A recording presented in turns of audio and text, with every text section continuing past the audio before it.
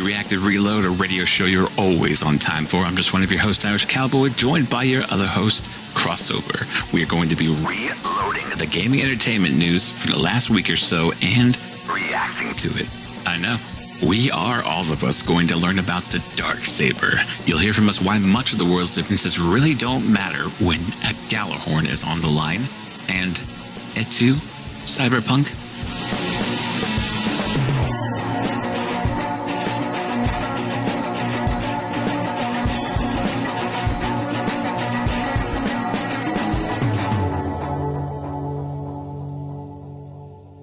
I don't have network TV anymore. I mean, that'll change once they get their act together and do the whole NTSC thing.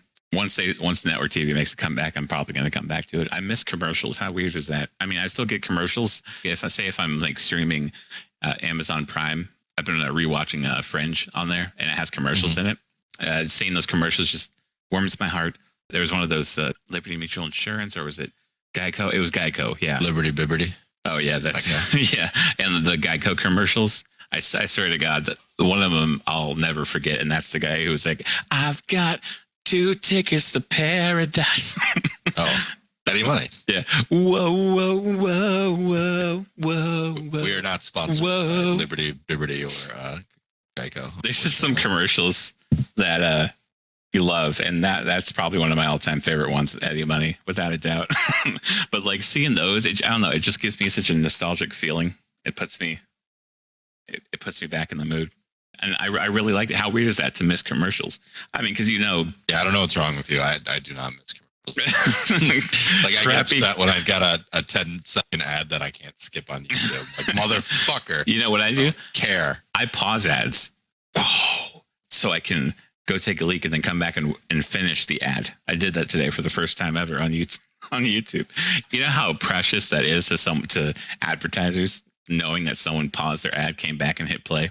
There's this really long EVE Online, which I should have gotten into a very long time ago, but I don't think anyone should start playing EVE Online again just because of everything that goes on in that game, and that you would be an insignificant little ant in EVE Online compared to the people, the warlords. I'm not even kidding. Like, there's this one guy in particular who he's got like this long dark hair. He's got a goatee. He walks around in a trench coat, and he owns EVE. Like, seriously, he has his own armies, his own federations, and he controls like how much people get paid, everything that gets made in that game. I mean, more power to him. But as long as that guy is in power, no one is going to have a good time playing that game anymore. But you are one of a kind, Morgan. Oh yeah. Yeah, I think so. Pausing ads to come back to. I'm like the one of a kind. I can't be the only one. I can't be the only one. If that's going to be really sad if I am the only one. I mean, I feel like maybe like a specific ad that somebody really enjoys, if it pops up and they want to show their significant other or somebody. But outside of that, I don't. I think it's very specific. I don't think it's just like, oh, hold on, I have to use the restroom. Let me pause this so I can come back and enjoy this. That's the most organic click you can actually track. It's like, if they see someone pause a live ad, they'll look at that and be like, that's a real person. That's a real person watching our ad. We did it, boys. Yeah, we did not it. A bot. Not one of them. Not a bot. Well, what kind of bots would pause it? I know some things that pause, like when you look away or minimize things, but that's like more like for your phone and whatnot. There was also something. Did you see the Xbox fridge? Please tell me you've seen it. Like, I retweeted it earlier to try and win one, but so far Snoop Dogg has one, and iJustine has one. I did not see the Xbox. Oh goodness! Fridge. When you get a moment, it's on Twitter. That's on their ad. There's also a contest for one. So my wife and we have punching it in. Oh my God! It's like they've seen the memes and they've just gone crazy with them. We have a black fridge, and so I would really hope. God. I really hope I win this. I want this so bad. My wife almost walked away halfway through the video. I had to tell her to come back twice so I could show her this. Yeah. Wow. What? Of course, it's filled with Mountain Dew. She's like, "Oh my God, this is ridiculous." It's also filled with themes. Yeah, there's a line from Gears of War 4, I think, where Marcus Phoenix yells, "No, damn it, my tomato plants." He's all retired or whatever, and his son comes to see him. and the whole Marcus's whole estate just gets annihilated by these robots, and they took out his tomato plants, and he was mad. But that's why you see some in there. So when you first said that, I just in my head I imagined a refrigerator. It is not that. It is full blown. Like Snoop Dogg's like what, 6'6"? Yeah, he's tall. He's a tall guy. Yeah, and he's standing up like right up next to it, and it is taller than him in this picture. So I don't know if that's like superimposed that way, but if it's really that big, I don't even know if you fit that in your house. That is big. You have cabinets. Good luck. I Just Seen has an unboxing of it, which is kind of funny because that's basically what they're doing in the entire commercial. But it's massive, and there's a light comes on the top. The door opens up. You hear a sound, little Xbox like Series X powering on sound, and there's green lights lighting everything up. Like Mountain Dew. Here's your day one. Oh man, see, it's a fridge. That's it right there. To do with the Xbox. It's just a refrigerator. If I had that would make me feel a lot better about not getting a day one edition, like without a doubt. But seriously, when you see gameplay of what all these YouTubers have, Xbox, Microsoft, they sent out more reviewed units this time to like a lot of the guys that we watch, like Cold Eastwood, Dealer Gaming, and Randall Thor. They all received early units.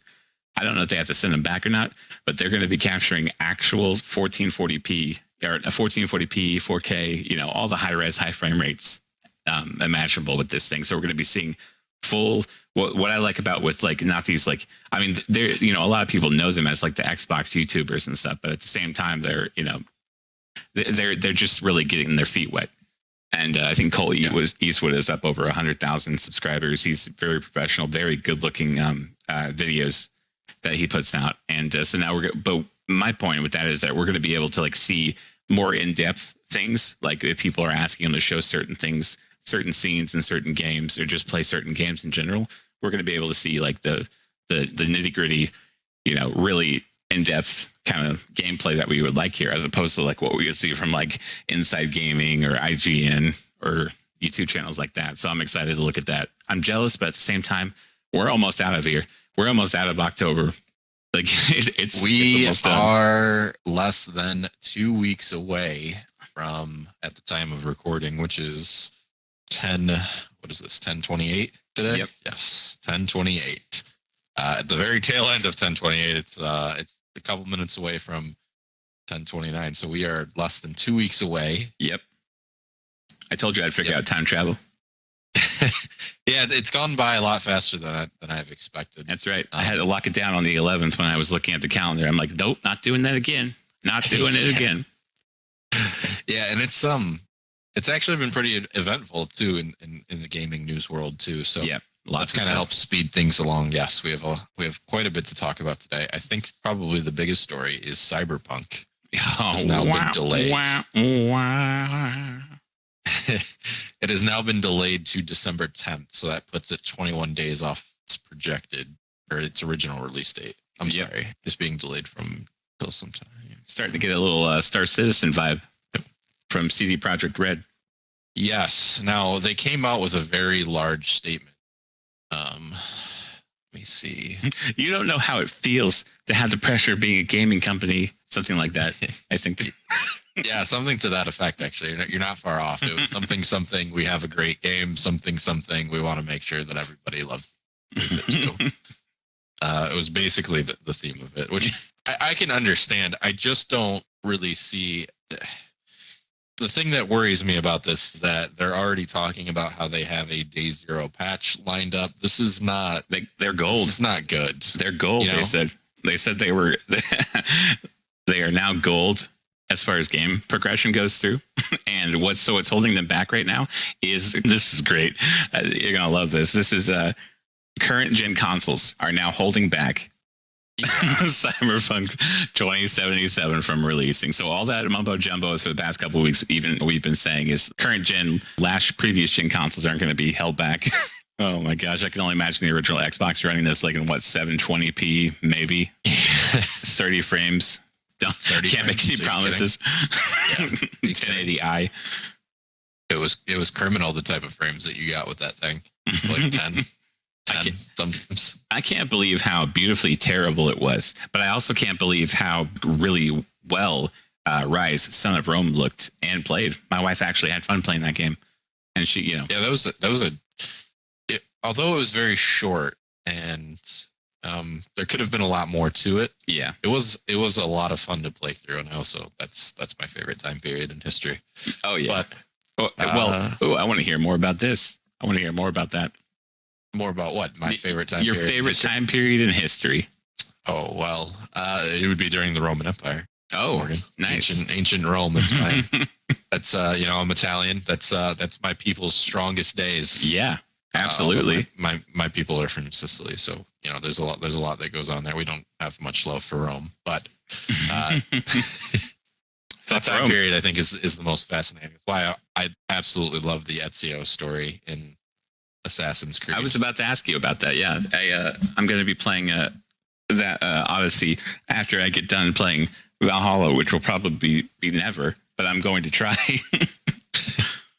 As long as it doesn't get delayed. No, I hope not. I got it all pre-ordered. There's also good news about Valhalla. Of course, they're going to have a season pass model, but they're also going to be adding more and more DLCs and events that happen.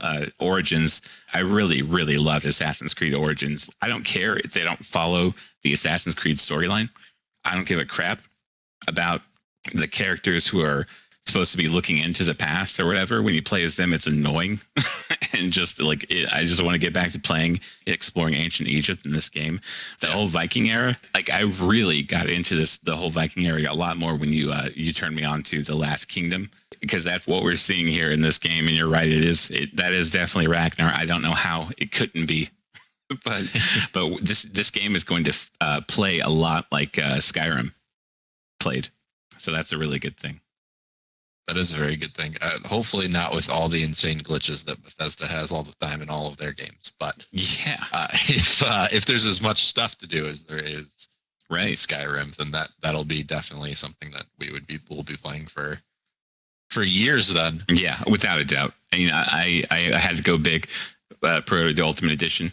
I'm not playing around. We've been talking about this game for maybe 3 years. I think it's been maybe 2 years.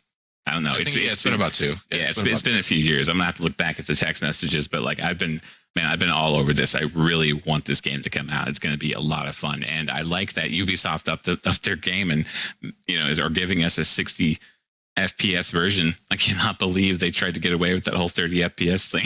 It still sounds silly to me. It was almost like we had to wait a couple months until we heard anything about that, but they quietly beefed that game up. Thank God. I cannot imagine playing that at 30. I think they were a little taken aback by the reaction when they said, "Oh yeah, 30 frames per second." Everybody's like, "Wait, what?" Watch them. I'll go back to that. What? Watch them make an illustrious mode, with super resolution, and then but it's 30 FPS. Watch them be like, "Well, you can have your 60 FPS game, but if you want the ultimate experience, you might want to cut those frame rates in half. Just here's what we can do at 30 frames now. We got really good at 30 frames, man. That's Jesus. Criminal. It is criminal. Give me lower graphics and higher frames." Now that I've played PC for a long time, it's very hard to go back to console on some games because it's just how did I ever do this? I knew it was going to ruin me, and it did, without a doubt. 100%. It just feels, for those that haven't made the jump yet, it feels like your game is in a constant state of flickering almost, stuttering. It doesn't feel smooth. It feels slightly off. You can get used to it if you dump a couple hours into it, but it really kind of just throws you off. And then you on go big back to TVs, PC and you're terrible. Oh my God, this is fantastic. It takes me days of not playing a game. I'm not kidding. Days to get used to playing it on a big screen TV, like a 55 and up. On a 50, it was even hard to do. Even on a Samsung game mode type of deal. But now I don't know. Destiny, forget about it. There's no way there's no way I can't anymore. I tried doing it yesterday, and I just walked around the tower, picked up some bounties, and that was it. They still had this shitty Halloween event going on. I just could not be bothered with that, man. Just a horrible experience on console now. It is terrible. It is terrible. But Speaking of, it still looks good. speaking of horrible experiences, Halo Infinite is having a very bad time. Yeah. You see this? Oh, yeah. Chris Lee is now the third executive I cannot talk. He's out of there. To leave the project since That's right. 2019. They are dropping like flies, Morgan. They're not having it. No one's listening to them. And people should have read the employee complaints. And like I got into a conversation with the people on Reddit when was it Jason Schreier? Is that his last name? Mm-hmm. Kotaku. Yeah. He broke the news that this one guy left. It's on the games leaks and rumors Reddit. He basically just is like, I'm just going to leave this here. Just drops this down, and then there's so many people talking back and forth about it, and there's a guy like saying, "Oh, I really think it's Microsoft who are responsible for this." I'm like, man, have you read the employee complaints? And he said yes, and that doesn't change my opinion in any way. Are you sure you read? Are you sure you read them? Because man, he's like, it's 343 has done a great job, doing a pretty good job with Halo, and I was about to say something back, and then I realized this is going to go on forever. If I respond. What you need to realize is that you are not speaking to a human being. They're like quite literally the lights are on, but no one's home. This is not somebody who is capable of thought. I don't think that there's really any major Halo fan who has thought that 343 has done a good job with their baby, especially if you're an OG Halo fan. Yep. That's your baby. That is the one game that brought you. If you have an Xbox, if you have an Xbox, it's probably because of Halo. That's right. Without a doubt. And 343 has murdered your baby. They have murdered it. Yeah. And we've talked a little bit about it, so we don't have to get too much into it. But like if you have two separate factions forming within your company, chances are you're not going to have a good time. Right. It's it's the South Park meme. If you pizza when you're supposed to French fry, you're going to have a bad time. Yeah. Yeah. So is it seniors versus new guys there? Yeah, and Halo Infinite right now is doing a whole lot of pizzaing when they should be French frying.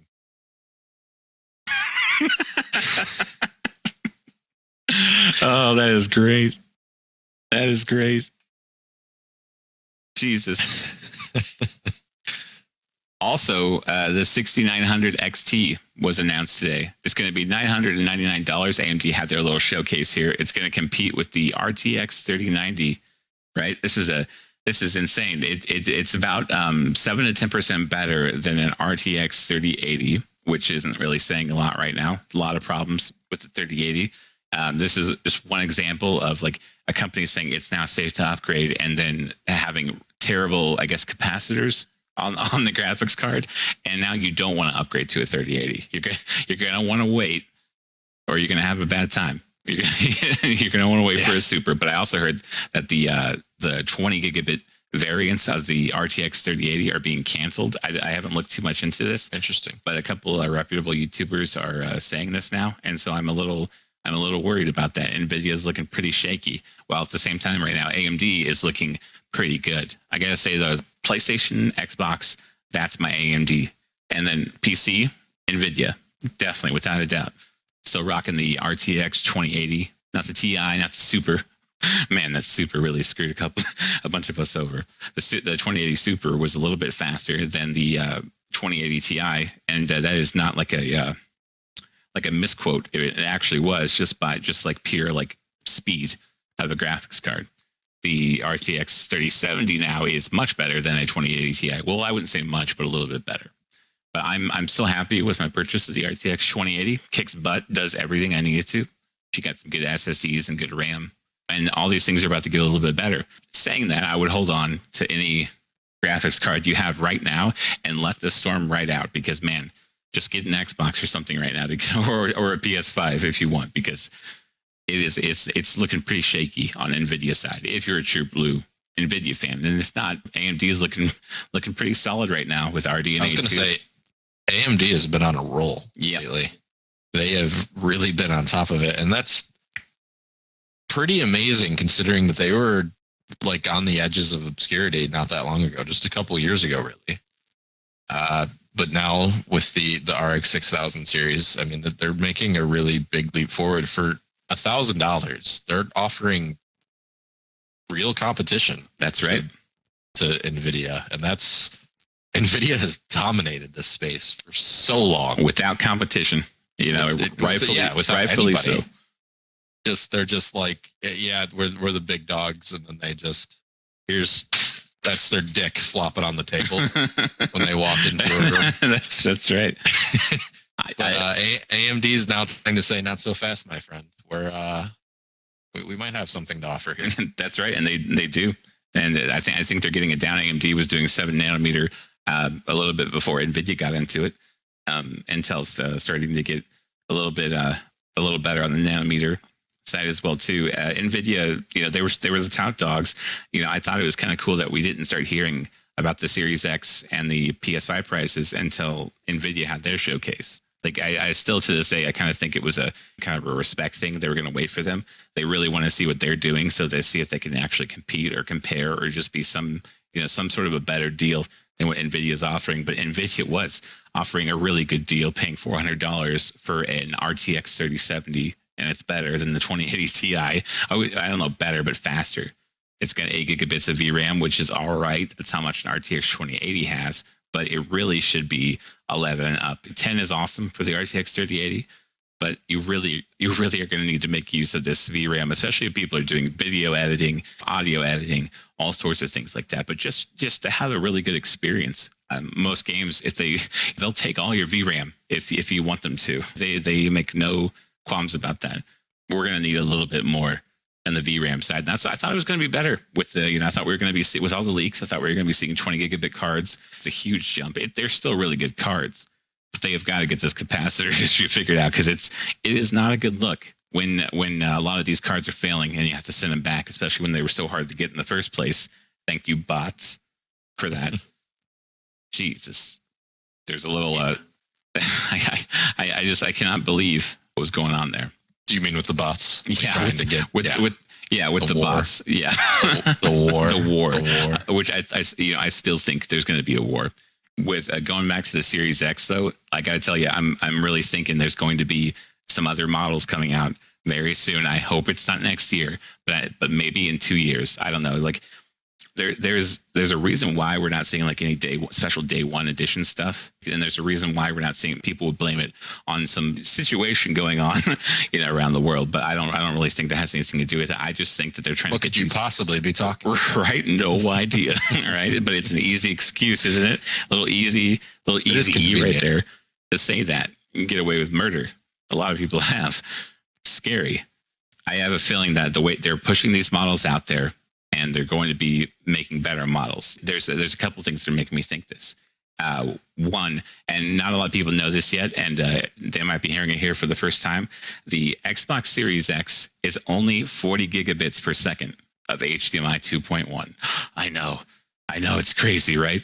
Right. When HDMI 2.1 is supposed to do a full 48 gigabits per second. Now, there's this controversy that came out when LG released their new OLED TVs, the CX, or some referred to them as the C10, as the next in line with their series. Very really popular model. The C9 sold out so fast once we started hearing about the HDMI 2.1 and how Samsung can barely do that right now with the ports they have. A lot of that has to do with certification. The LG CX only has 40 gigabits per second bandwidth, HDMI 2.1, so it's not full spec. And they decided to downgrade that because there weren't a lot of devices that were going to support them. But people buying a TV right now are going to be really concerned about HDMI 2.1. This is when technology starts to begin to switch over to the better ports, the better speeds. You get more data, you get better picture, better audio with this speed. So the Series X is really a match made in heaven for the C10 or the LG OLED CX. But at the same time, the C9 does full HDMI 2.1, 48 gigabits per second. So people bought that, and cleaned out all the stock on that TV. It is the most popular TV right now for gaming. I haven't seen people grab that thing up like it did the Samsung KS8000 back in 2016 when it came out. And that is still an amazing TV for gaming. The problem here is that people are not, they're selling these next gen features, but it's I don't know, it's kind of shady that they're not including that extra 8 gigabits per second, because that's a lot of data. That's a lot of audio. We're hearing now that they'll be super sampling things up to 6K. Like what was that game you like playing? the Yakuza, right? Is that what the game? Yeah. So they a lot of people were complaining about Yakuza only getting like 900p on the Series S, the Xbox Series S, but it could still do 60 FPS, but it's not going to be even 1080p. They came back and said that the reason for that is because we're actually doing something called super sampling, which is rendering the game at a high resolution, way past 4K, going up to 6K, sometimes even 8K. A lot of photographers use this trick. The Xbox One X right now and the PS4 Pro can super sample. They can actually make 1080p look a lot better, or 1440p, or whatever resolution you want, by upscaling it and bringing it down. But at the same time, having that extra 8 gigabits per second of bandwidth is going to be a really good thing for people who want to take advantage of features like super sampling. That's, it's available now in the current gen, but it's something that makes things look even nicer if you can't exactly get a next gen console at the moment. It's still a way of getting a good next gen experience. Speaking of getting an experience, the revolution has no gender. That's right. The Irish cowboy. That's right. Are you ready? Don't you forget. Born ready. So you and I, we have the best feature about Xbox, I think, which makes it really fun to have friends and stuff like that, is that game sharing. And you and I have that. So every game that you buy, I get. Every game I buy, you get. And seeing how many games you and I buy, this has been probably the best financial move either one of us has ever made. We've probably saved ourselves a lot of money.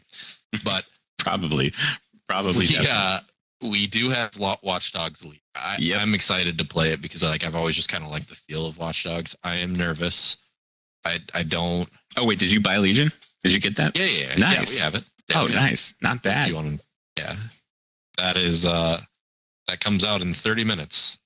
So. What? Are you serious?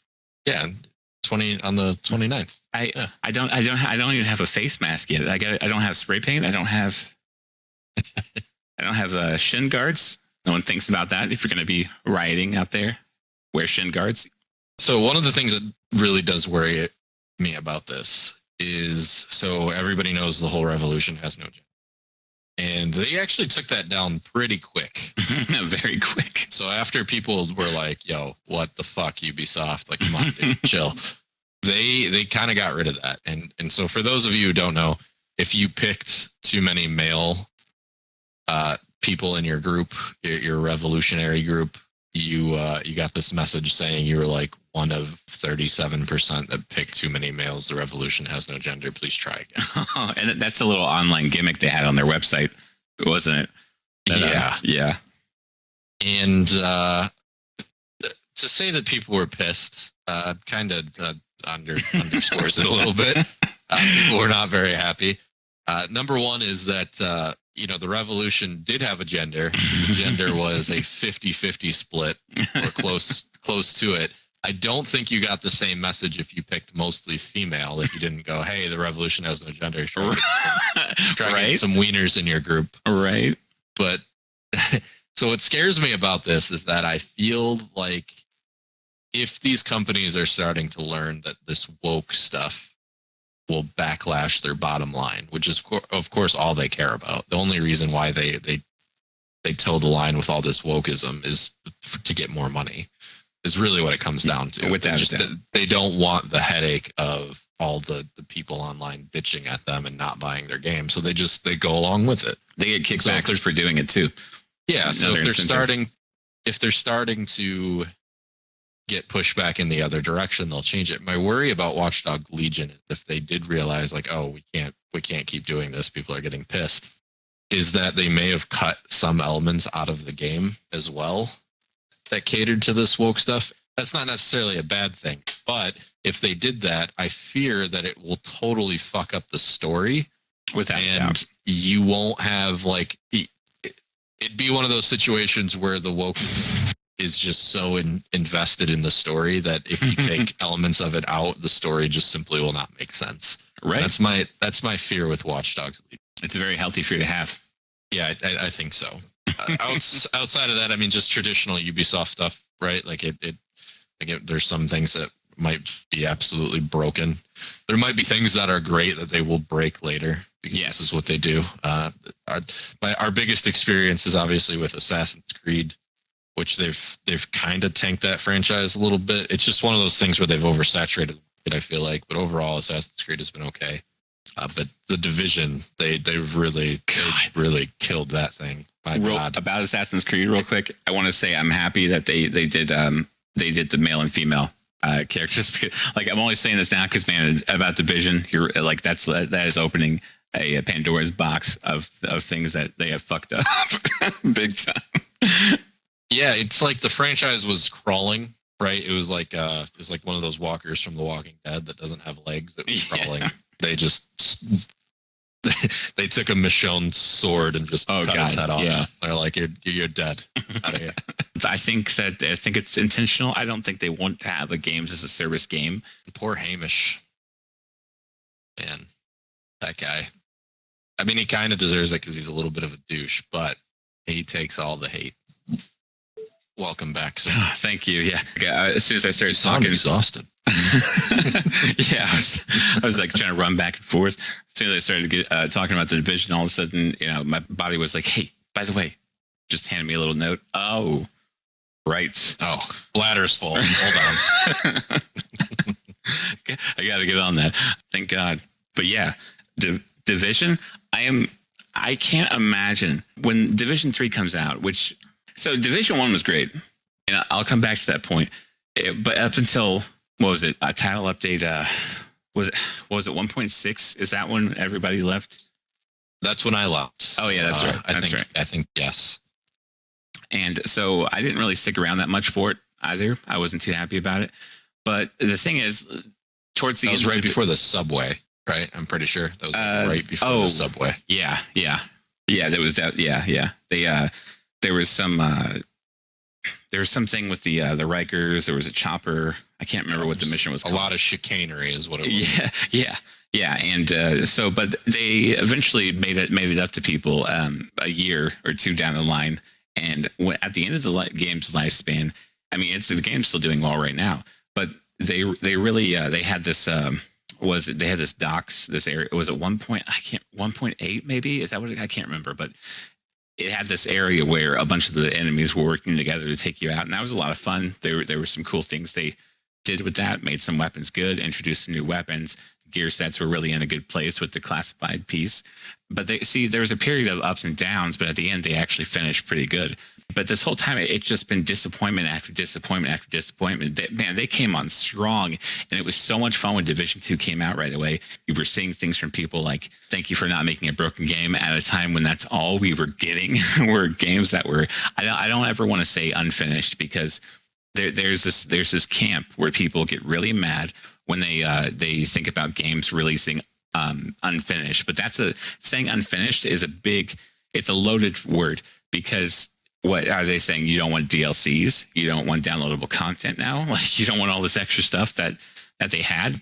I get what they're saying, but at the same time, I think that people who say they get a little confused when they're like, "Oh, I don't want them to release a game that's unfinished." It's like, well, it's not necessarily unfinished. It's just that as a games as a service game, with a season pass, with like new stuff coming out, with people trying to, fresh up the game every once in a while, they might hold off and release this with something that makes sense at the time when it comes out. I don't really think that Division 2 really shipped unfinished, because when you played Division 2, it was a sort of an all right kind of story. You could see some of the wokeness peeking through the blinds there. But overall, like when the Black Tusk were there at the end of the campaign, and all of a sudden the whole map changed, that was really cool. And I would never ever predict to see that coming. But after that, the Massive has not gotten anything right. Maybe title update 7, and that's the one that they really need to go back to get people to come back, because that was the time when I was really having fun in the game. I thought things were going really, really well. I would say that they do a lot right after Division 2 first came out, but we're getting close to this game's lifespan. It's about to go out the window, and people are going to start thinking about Division 3. The guys who made Division said they started working on Division 2 a month after Division 1 released. Like that's a long time, which means that they should be well into Division 3 and ready to release it, or at least have some idea of where they're going. And I'm worried for it, because I'm probably going to get it because I'm a sucker for that. But I love looter shooters, and I'm just desperately need something different right now. But I'm worried that a lot of people are going to get it, and just not be happy because they still haven't made it right to people in Division 2. It's always this. It's never a back and forth. It's just a disappointment after horrible decision. See, 2017 was Destiny 2. That's right. Yeah, that was your. That's when we lost you. Well, okay, so I still like had you went to one of those music festivals and got lost in the woods. That's right. Hey, that's right. Anybody see Morgan? Saw him doing some really hardcore drugs, and he wound up somewhere over there. Burning Man. Yeah, makes you do crazy things. Yeah. But yeah. Well, I'm definitely here. I'm definitely here now. That's for sure. What a miserable time. And poor Hamish to some degree. Now he's kind of a douche, so sometimes he deserves it. Yeah, especially lately. Yeah, but man, that guy takes a lot of abuse for how they broke their game. He especially took a lot. And I was actually really happy that they did this. When Division 1 came out, there was a point at which he came out and just admitted that the game was broken. Yeah, without a doubt. Big props. Yeah, especially that, because I mean, he's just the developer, man. Like, he's not actually working on the game. Right. And yet he's got to be the one that breaks this, and he just takes all of the shit. It's just him and that French guy. Oh, Yannick. Yeah, Yannick. Yeah, Yannick. They're up there, they're doing their thing, and they just take all of the hate. Even Yannick picks on Hamish sometimes too, because Yannick works for Massive. You know, he's like one of the lead directors there. Yeah, man, sometimes he's really mad, like especially when there's an exploit over the weekend that they can't get into, so they have to cancel their Sunday plans and come in. He was really mad and snapped at Hamish. It was kind of funny. So to bring this full circle, Watch Dogs Legion, hopefully not infested with the woke folk. Probably will be. Well, we're going into it thinking that. It. So like it's a little bit easier as opposed to having everything just crushed.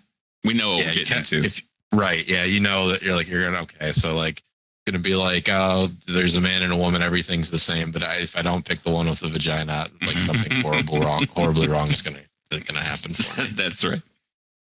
All the female characters in Division 2, they're like faster and stronger, and I've recorded it several times. When you're shooting them and going against them, there's a period of time where they won't take any damage, even though you're shooting them directly, and they just like zip around. The game will either lag or they'll just lag, and then like appear behind a car, and then their last 2 bullets in their SMG will crit you for like 3 or 4 times the damage that it normally should. And it annihilates you. I have literally been halfway down the road and gotten annihilated by one of these like First Sons group women players on the other team, and it's just like, wow, why would they make them like? Why would they need to? It's almost insulting. Need that kind of like assist. So I guess one of the last piece of really big news is the Mandalorian. That's right.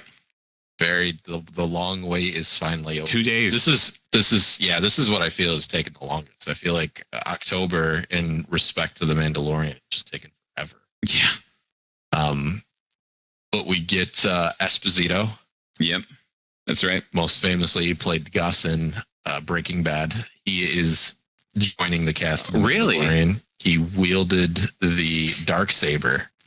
Do you know about the Darksaber? The Darksaber. Tell me about the Darksaber. I've never heard about this. So I don't know. Have you seen the like the previews, the recent ones, like the kind of like the trailer at all? I have not seen the trailer for season. So Gus. Oh, I know who. Oh, okay. I know what you're talking. Yes. I get you now. I feel you now. So Esposito seems to. I just called him Gus, but he seems to be the big badass that's coming for Mando in this one. And he's a great actor. He is a great actor. He's so good. And there's a scene where he's getting out of the ship and he's got the Darksaber. Now, the Darksaber is a black lightsaber. So it's black at its core. It's white around the edges. Now, this lightsaber dates all the way back to the Old Republic era. It's the lightsaber of the first Mandalorian that was accepted into the Jedi Order. Dude, that looks amazing. Yeah, so there's a lot of lore there. Yeah, there's a lot of lore there. So for like hardcore Star Wars fans, they're going to be very excited. The Darksaber also made an appearance in the Clone Wars series, which is fantastic. If you love Star Wars, watch the Clone Wars series. I think I'll start doing that. I mean, another thing we know what we're getting into with the Mandalorian. We know what happens like halfway through. People couldn't stop talking about it. I won't go too much into it, but let's just say it's another thing that we know is going to happen. I'm really excited about it though. John Favreau is doing a great job rebooting this. I guess he's got the reins now. According to Mike Zero, I don't know about Mike Zero. I really don't know. I want to, like you were saying, it's hard to verify a lot of the stuff he's saying. I don't know where he's getting it. He pumps out 20 videos a day, and like, there's no sources. There's no grinding, isn't he? He's just grinding. You're like, I hope this is true. like some of the stuff that you're saying, but like I can't follow you all the way. Pre Vizsla was the Pre Vizsla was the Jedi who. Oh, I'm sorry. Pare Vizsla was the Jedi that created the Darksaber. Sorry. See, that is intense to me because I never, for the life of me, have ever even thought about there being something called a Darksaber, what it would even look like. Yeah, there's actually a whole bunch of really cool like dark lightsabers in the lore of Star Wars. Mitra Surik had a silver lightsaber in lore, which was really cool. That's interesting. Yeah, it was. There's a lot of cool lightsabers. Yikes! But Maul had the Darksaber for a little while in the Clone Wars. Oh, that's right. I'm looking at it right now. When he got chopped in half, he survived. Oh yeah, through pure hatred alone. I did hear about that. What a beast! He became even more terrifying. Like he became like a spider. He became a spider. Yeah, that's right. It reminds me of like the first Lost in Space movie that came out when Gary Oldman comes back. I love that movie, by the way. That is probably one of my all-time favorite science fiction movies. I thought they did a really great job. Seeing Matt LeBlanc from Friends, also Joey. That's a dude. If he would, oh man, like that was such a perfect role for him, and he was such a badass. You know, he wasn't Joey. He was that character, and he had that cool helmet. To this day, people still trying to recreate that helmet that he had in Lost in Space. That just all of a sudden forms around your face, like modern Iron Man. You get me? And then like that's what everyone kind of is reminded of when they see Iron Man's suit just like form on him like that. It looks so amazing. But the whole spider thing made me think of that from Lost in Space and what Darth Maul was turned into. And I do know that much, at least from the Clone Wars animated series. I need to watch it. Now, the thing about the Darksaber too that's important, specifically to Mandalorians. Obviously, it was created by the first Mandalorian that was brought into the Jedi Order, but the Jedi held the Darksaber in their temple until it was broken into and stolen. And it had been wielded by many Mandalores. Now, Mandalore is the leader of the Mandalorians to unite all of the Mandalorian clans under one banner. And so they're like a warrior race. I guess they're not really a race, more of a creed, because they accept, they basically make people their slaves and then convert them. It's very, if you studied ancient, to get back to the ancient, like Rome and stuff like that. So in ancient Greece, Sparta was very similar. Way where they had like their warrior. They're basically based off of Sparta from ancient Greece. So yeah, it was really cool to see it. I'm glad to see Disney tapping into all of the lore that Star Wars has, especially from the Old Republic era. Which in my opinion is the best era of all of Star Wars. If you just go back and read the stories, like everybody is interesting. Oh yeah, because I mean everyone's kind of on an even keel. Yeah, at that point, like the legends are yet to. There's some legends around that time. There's a lot. There's some really big name like Sith, especially. There's a lot of Jedi, but the Sith kind of really dominated. Like, I think there was if my favorite games ever are the Knights of the Old Republic series. There's when you reach Korriban in Knights of the Old Republic to Kreia, your mentor, tells you that if a Jedi today were to go up against a Sith Lord of the past at like one of these temples, which would have been the Old Republic temple or the Old Republic Sith, it would be like a child playing with a toy sword compared to a Jedi man. Oh God! So they were incredibly powerful. Was that 25,000? A lot of ancient years ago. Ancient powers. No, well, from the main would story. It would have been about. I want to say about 10,000 years. Yeah, so there's so much more to work with because like apparently the word is that there's like 25,000 years of stories. It goes back farther than that. Yeah, no, it goes back probably a couple 100 million years. Like you could go all the way back to like the Great Hyperspace War was like the first time that they. Oh, the Great Hyperspace War. Yeah, there's so much I don't know. It's like the first time that they used like jumping into hyperspace. You know what I mean? Like so that they could get play. Yeah, it gets nuts. The Star Wars lore. Sounds like there's a lot of really good stories tapped into, and so I'm hoping that this little Darksaber appearance is the bridge of the really good lore from the shit that Disney has pushed out recently. Although Mandalorian notwithstanding, of course. Yeah, there's certain to be an ever so smelly link with Disney and some other things we love, like the Avengers. Not just that they own it, but a certain Brie Larson or whatever, right? So it's kind of bad news that came out. Rumor has it that they're we knew that there was a rumor about an all-female Avengers movie. Well, now it's being spearheaded by Kevin Feige and some other woman, basically like James Bond's Q in Black Panther. I can't think of her name at the moment, but she was basically named two people who were like working hard at spearheading this female Avengers movie. They were just joking about it. I'm surprised they didn't just couple months ago. Flynn Kennedy over there. Right. Right. I guess Kevin Feige is also working on new Star Wars movies, and Kevin Feige did save Marvel in a way. I'll give him credit. His transition was Doctor Strange. That's when he really came on board. And Doctor Strange, that first movie is really, really good. I love it. It's one of my favorite MCU movies, without a doubt. That The Winter Soldier is also another good one. But like he really took the place of that guy who was just trying to sell toys. I can't even remember his name.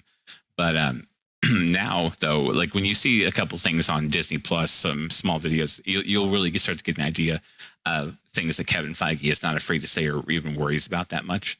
But it almost looks like he's really trying to make the most diverse cast possible, as opposed to actually looking for people who are really good for the job. He's not afraid to change stories in any way. And I guess this is what Marvel's at right now. They're going to give us some probably really good movies in between, but for the most part, it's going to be a little rocky. But they need to survive. I don't know why they think they're going to make a lot of money with this. They're definitely not. I mean, it's a Marvel. It's going to be an Avengers title, so it's going to sell, right? But at the same time, I'm not going to go see it. I have no, interest in seeing it. It was the cringiest thing ever. And I did not like Endgame. Endgame to me was just like another movie that they just basically, they already filmed Endgame throughout the entire MCU. They just used footage from the old other movies and pasted it together. It was not an enjoyable experience. Put me on a cross for saying that. I mean, since we've made the jump to Marvel, have you seen the rumors that Tobey Maguire and Andrew Garfield could be coming back into really?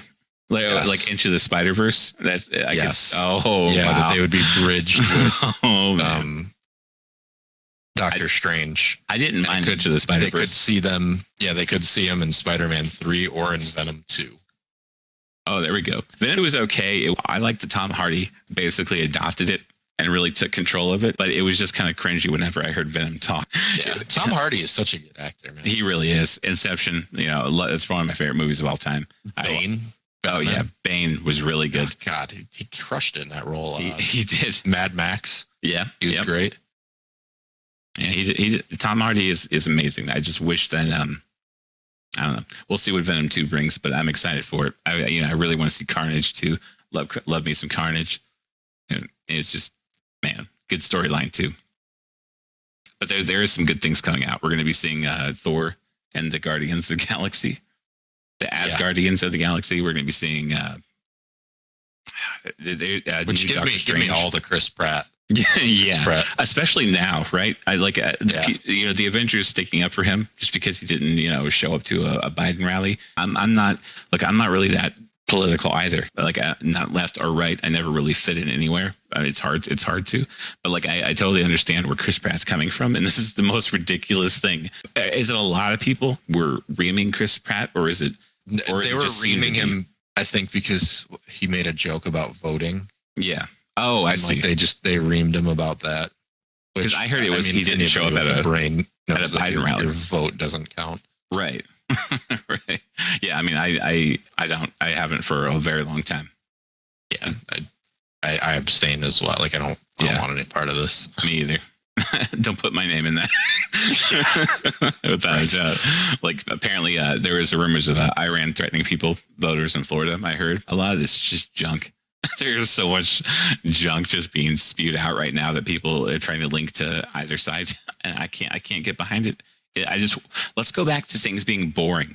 Remember that, when things were boring. I have to live my life. I can't go down. You know what I mean? Just like all the constant bullshit, right? All the time. I can't. Like there's enough bullshit in gaming these days to keep me busy. Right. I can't believe it's infected gaming like it has. It's remarkable. But at the same time, as gamers, you can set a good example. When we're communicating with people from any country ever, we're using the English language, right? But we're still playing with these people, having fun with these people. When you're in a looter shooter, it doesn't matter where you're from, what country, what political party you're from. We're all trying to beat this raid, right? We're trying to get some gear. We've talked and spent time with hours of people from all over the world, and we've been fortunate enough to do that. From Australia, the UK, anywhere in the Middle East. China joined the bunch too. Japan, like gaming, all these people all over the world. Gaming is naturally one of the more diverse things, because when you got people trying to reach a common objective, without a doubt, it can get very toxic at times. Extremely toxic, but it's usually people from your own country. It's not even that. Like it's toxicity within like the elements of the game itself. Right. Like, like some just shitty people. There's just going to be shitty people ever because it's so accessible. But like most of the time, what ends up happening is like think about just like looking for group posts like LFG and stuff like that. You know what I mean? Like it's people from all over just getting together for a common goal. You don't have to force it. Nope. Like gamers will work together and be very happy about it. As long as they accomplish what they're trying to do. How confused would we be as gamers if we're so into a game that it's all we've been eating, reading, digesting, sleeping, dreaming of it, and then all of a sudden a war breaks out between our country and someone else's country, and both sides who are gaming at the time are be like, what? Why is this even? Why is this happening? You know how weird a war would be right now to like gamers. Yeah, I mean, during the Overwatch League launched in 2017, and with all of the Russia stuff that was going on between the United States and Russia, it was very weird for players like Shadowburn, who are very popular, like the Genji players and stuff. Oh yeah, like because he's from Russia. Like it was very weird. Like all of a sudden, Americans are getting kicked out, and the Russians are getting kicked out, and there's a lot of tension there. Like it gets very weird. Like the whole China thing. Obviously, we cover that. We don't have to get back into that, but yeah, it gets very weird. The C word. Yeah, it gets very weird, and these players are just kind of caught in the crosshairs, and all they know is that they just want to play a game with their teammates, regardless of whatever country they're from. I was in an all UK clan for a year or so, maybe 2 years. A lot of mom jokes. Without a doubt. I spent a lot of time with people from another country. I've talked to them, made friends with them. Ever going back to when Xbox Live first came out, immediately we were matched up with these people. And even if there's a language barrier, hell, even if my teammates cannot hear, even if they are actually clinically deaf, I have still found a way to carry them to flawless. Whether it's hand signals, whether it's emotes or whatever, or whether it's just look at me, follow me, don't go out by yourself. These simple rules that you can. You and I played a lot of Ark, and we were in a UK group for a while. And one of our good friends on that game was an Australian. Yep. He looked after our He was neutral, wasn't he? Throughout all. He looked after our pteranodons. That's right. He would get in anywhere. He would make deals with people. Speaking of Ark, he was kind of the black market of Ark, wasn't he? He was. And trade. Even the bad guys liked him. Yeah. And that's. I would love to have that. That type of guy that Cage was, or probably still is. He's still probably crushing it in whatever game he's into. He got into PUBG for a while. But speaking of Ark, there was a Xbox released a new series, X Enhancement YouTube video today. And you should take a look at it. It's actually pretty in-depth, and it's showing the differences between the two. It does say Xbox One compared to Series X, so we can't say that we're seeing Xbox One X footage, right? Because pretty soon Xbox One X is going to be that horrible relative no one wants to talk about at the dinner table because everything looks so good, but it plays. No, it's just going to be what it's going to be is going to be that uncle at the Thanksgiving table. Yeah. That had some really great years of like high school and maybe even college football.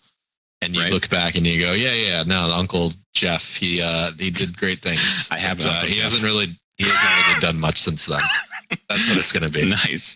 Nice. Yeah, that's it's the PC was its bottleneck, and it held it back so much, along with companies, game developers only making versions for console. Oh, console version, PC version, caveman. Oh, that's all it was now. And finally, we're away from that. But we're going to be seeing some decent. I'd be lying if I say I didn't see a stutter and the Arc Series X footage. but I did, because it's Arc. It's terribly optimized. Digital Foundry even says the same thing.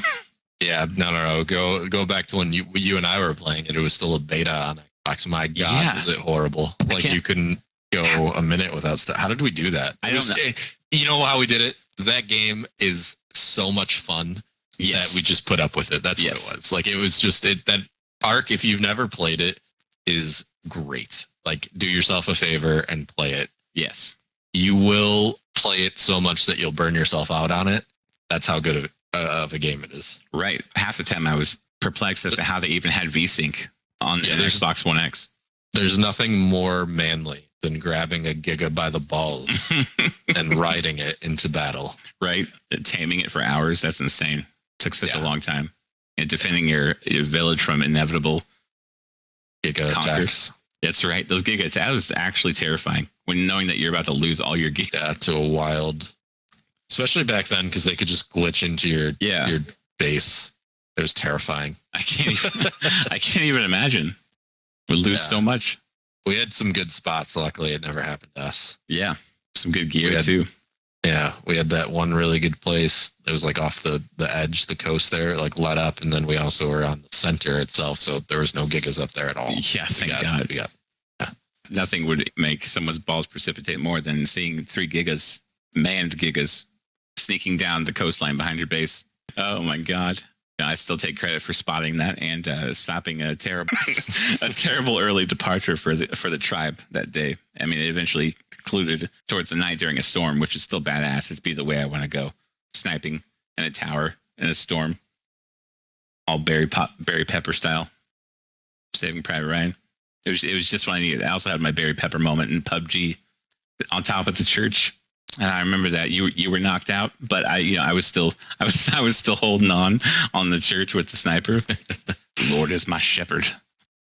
Yeah, that was badass. That was fun. That's another game we're going to be popping into the Series X. So I think the last thing to talk about, I'm just going to leave this for you because you texted it to me this earlier today. No Man's Sky had a little update for PlayStation. It's funny you bring that up because I was just looking at the video. I sent you the PlayStation one, but the Xbox released one, I guess, too, at the same time that I didn't notice. They're going to get both.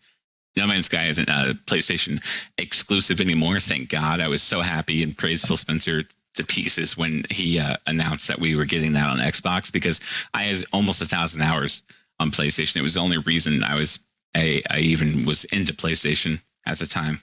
That and Destiny exclusives, but those are gone now. Those are gone, thank God.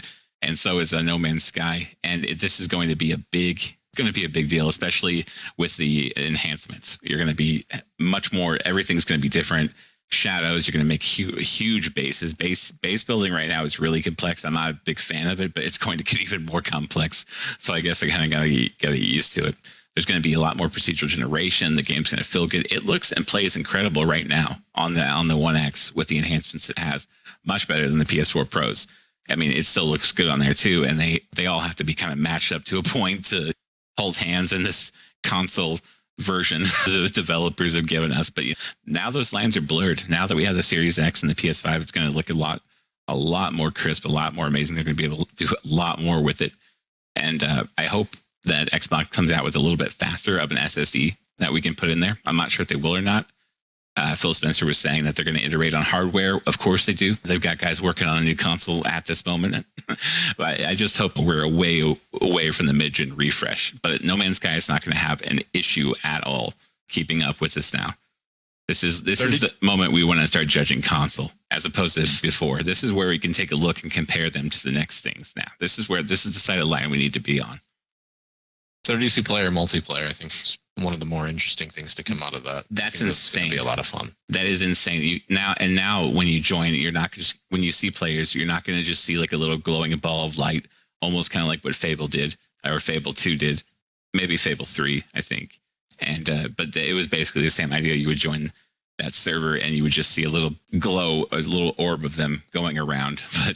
But now we're going to see actual people there. It's such a huge community now, and just to go in people's worlds and then see them at a huge space station or even out on these planets, the game is going to feel so different. If people are not into No Man's Sky right now, you better get into it before it's too late and the game just gets so big.